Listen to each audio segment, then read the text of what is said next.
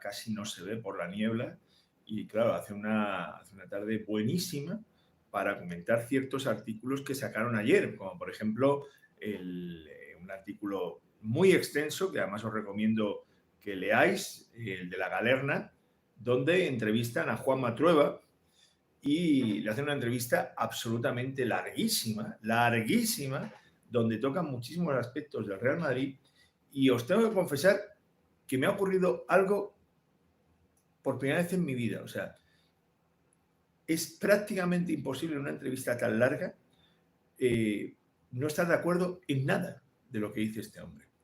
No estar de acuerdo en ninguna de sus opiniones. Yo he visto, vamos, La Galerna madridista, tenéis que seguirla, tenéis que visitar la página web. Hay entrevistas con Valdano, con muchísima gente, de perfiles más o menos más afines a cómo yo entiendo el fútbol y un poco más dispares, ¿no? Pero es que me ha despertado mucha curiosidad. Entonces, si queréis y me acompañáis, podemos analizar pregunta a pregunta esta fantástica entrevista. Solo tendréis que esperar a que pongan, pues ya sabéis, lo de la intro, lo de todos los días. Vamos, dentro con la intro.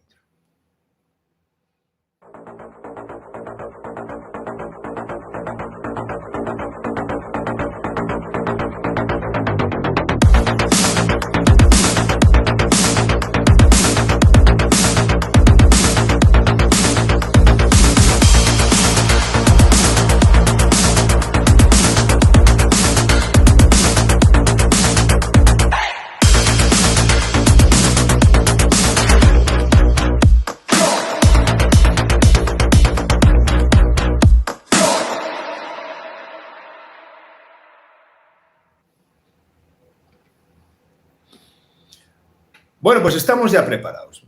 Vamos a entrar en contexto. Juanma Trueba es uno de los cronistas deportivos ahora mismo pues, más conocidos, más brillantes que hay en el panorama nacional. Trabaja en el AS y si no me equivoco, también en una emisora de radio, creo que en la cadena SER. Y, bueno, pues tuvo a bien charlar con La Galerna para poder, creo que además en este caso es con Juan Carlos Guerrero, que es el entrevistador, si no me equivoco, para que le haga la entrevista y pues eso, que nosotros podamos disfrutar de ella, ¿no? Entonces, vamos a empezar a poner en contexto, ¿no? Voy a leer textualmente la entrevista y vamos a ir comentándola, si os parece. ¿Es Juanma Trueba el mejor cronista de fútbol que ha dado este país? Para algunos sí.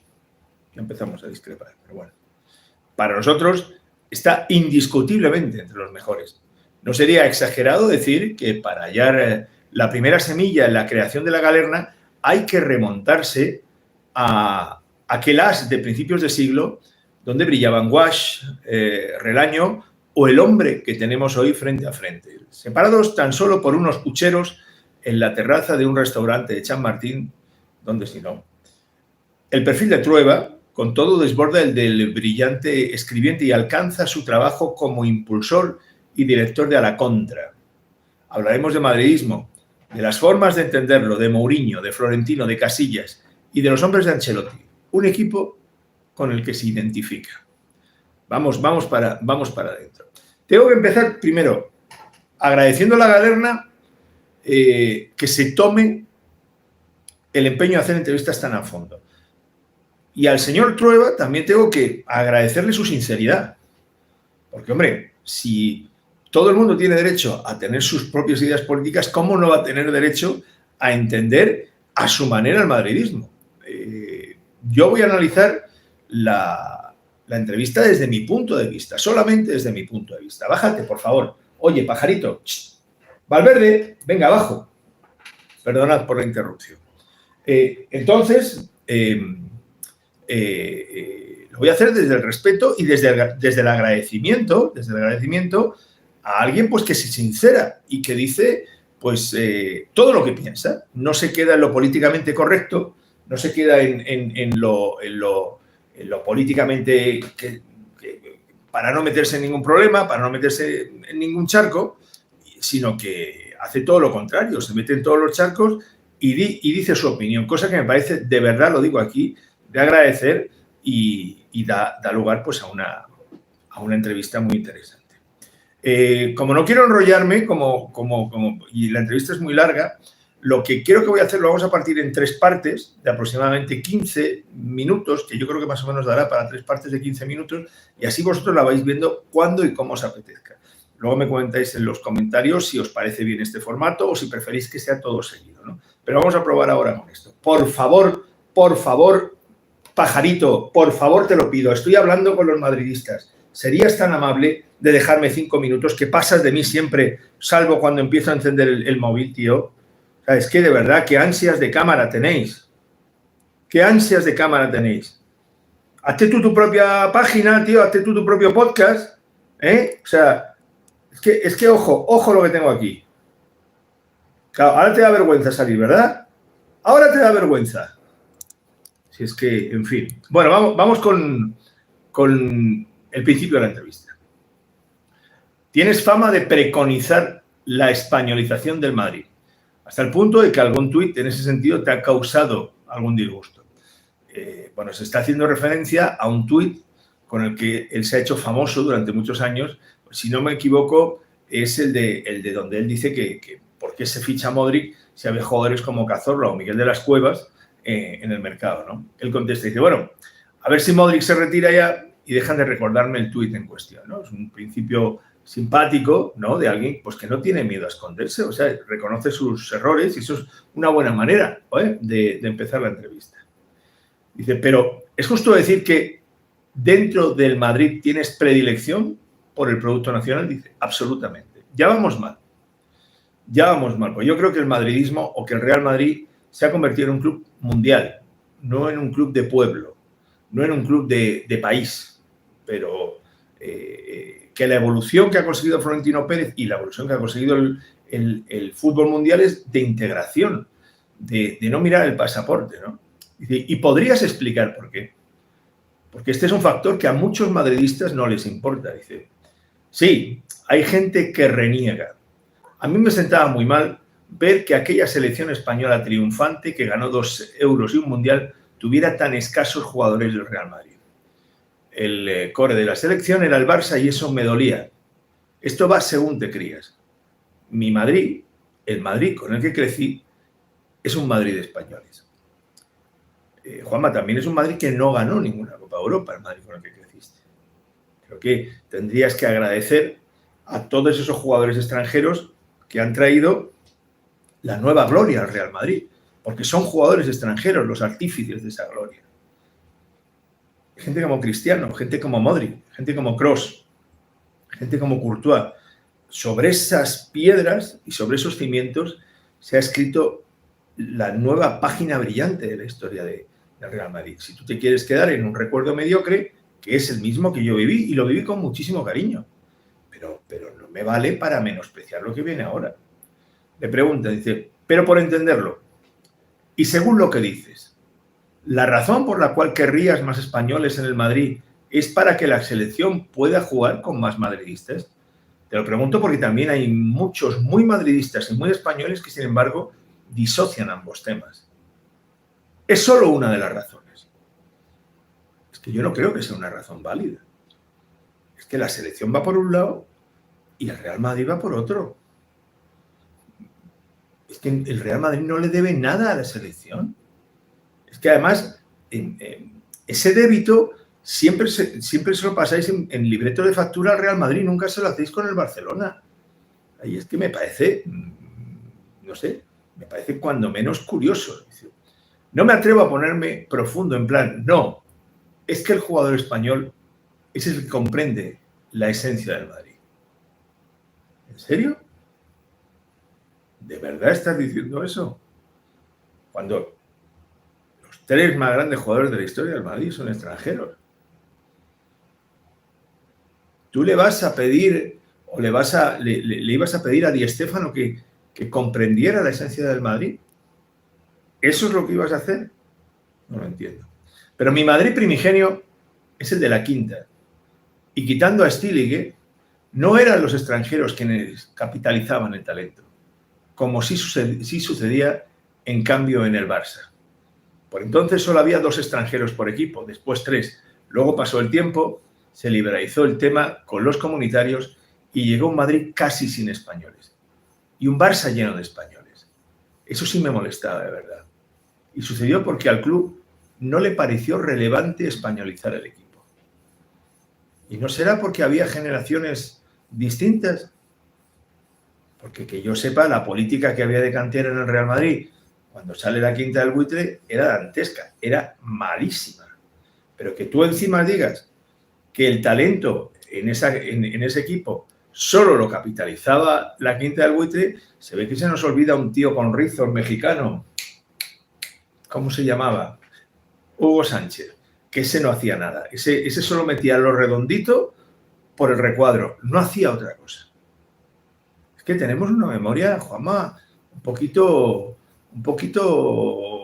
especial, ¿eh? Sin embargo, dice, lo de no españolizar el equipo, ¿a ti sí te parecía que era relevante? Dice, claro, sobre todo cuando en la selección ganábamos todo. Se hizo un amago de fichar a Silva, pero no. A mí lo que me llega es que había informes de conducta algo disoluta. Se hizo un amago de ir a por Villa, pero no. En esto último, ya no sé cuánto en el fracaso del fichaje tuvo que ver la actitud del Valencia. Hago un inciso y, por favor, recordad, porque con todo el respeto del mundo, para mí el señor Trueba personifica todo lo que hay que extirpar del Real Madrid como si fuera un tumor. Recordad el momento en el que el Barça de Guardiola explota, en el que nosotros contraponemos al ingeniero, a Pellegrini, y Pellegrini saca, enarbola la bandera de, miren ustedes,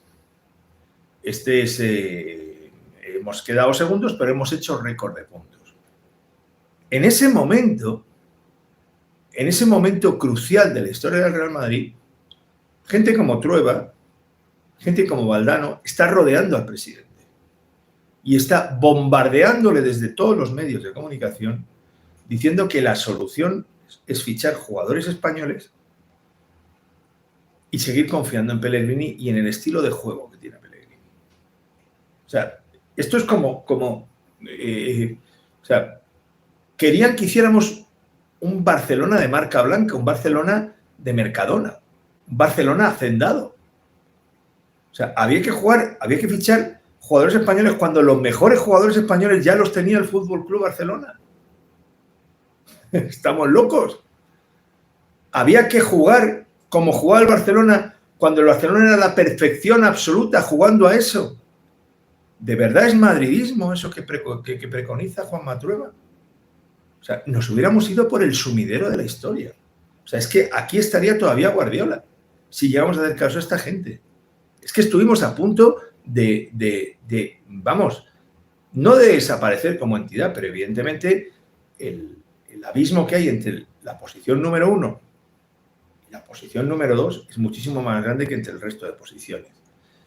Y evidentemente el Madrid hubiera bajado, sin lugar a dudas.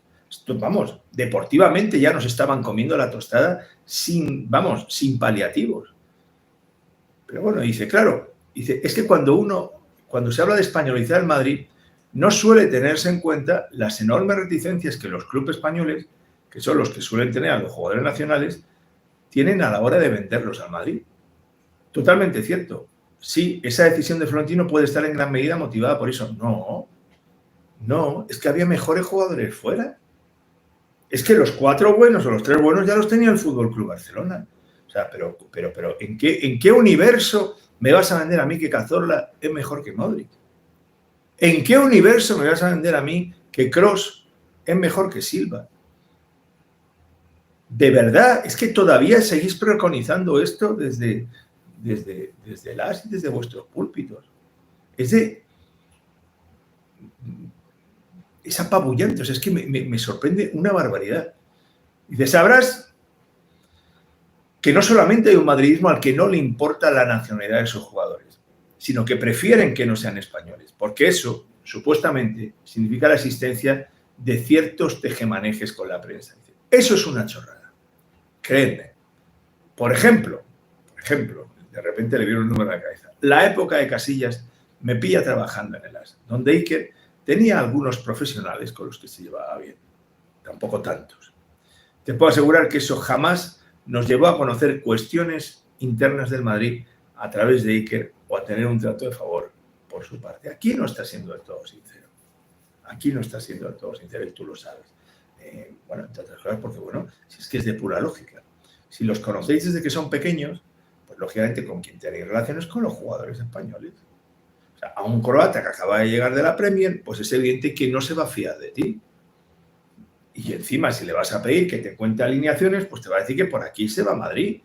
Entonces, pues claro, es evidente que... Y además, si es que este juego se nota enseguida. Si es que este juego se está notando con Carvajal. O sea, ¿a quién sobreprotege la prensa? Al jugador español. ¿Quién es el que filtra? Al que sobreprotege la prensa. Si es que son habas contadas. Ese truco ya se ha descubierto. De verdad. Dice, hablando en plata, dice, Iker no era un topo. En absoluto. Lo de topo es el lenguaje bélico que introduce Mourinho, como aquello de los buenos y los malos madridistas. No hay madridistas buenos ni madridistas malos. Que te consideren un mal madridista porque critiques al entrenador, al presidente, o a este o a aquel jugador me parece una aberración. La leyenda del topo es lo mismo. Casillas tendrá sus defectos, pero nunca fue ese uno de ellos. Hombre, si tú criticas al presidente, no por su mala gestión, sino porque hay intereses espurios desde la dirección de tu periódico, si te pasas durante meses en las páginas centrales poniendo a economistas a hacer el mayor de los ridículos, porque han hecho el mayor de los ridículos, intentando demostrar por qué el modelo económico de Florentino era insostenible e iba a llevar a la ruina al Real Madrid, creo que ahí estás ejerciendo un mal madridismo, porque tus intereses particulares están primando por encima de los intereses del Madrid, Juanma. Pero bueno, vamos con otra pregunta. Dice, ¿cuáles eran los defectos de Casillas? Se decía que era un mal capitán, que era capitán de sí mismo, pero hablo de oídas.